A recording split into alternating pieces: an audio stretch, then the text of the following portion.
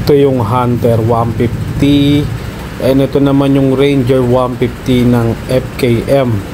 Yung bigla akong nalito kung ano yung pipiliin natin dito sa dalawa na to, na ang dahilan kung bakit ako nandito is para talaga sa Ranger 150. Ayan na, lalagyan na ng gas.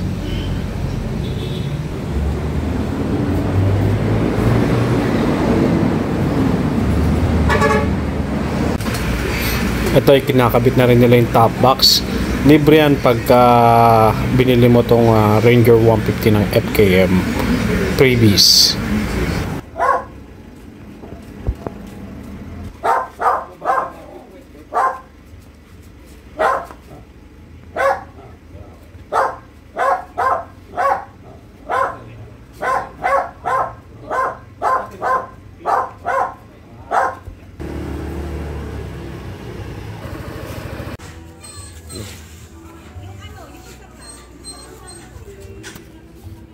Tapos may USB port.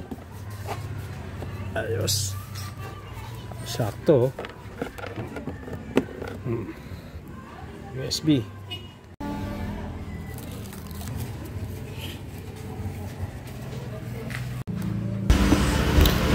Okay, ito naman yung kanilang previous din na helmet. Sec din siya. Okay, ito tinest natin yung motor. And so far maganda naman yung kanyang handling, madali siyang i-maneuver. And yung gulong, makapit din naman. Medyo madulas tong pinagpa-practicean natin or kalsada na to.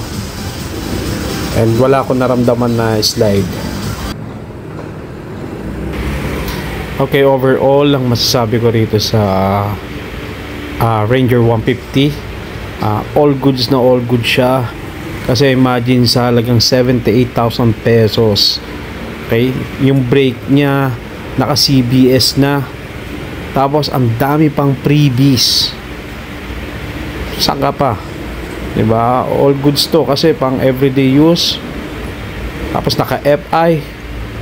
Good job FKM.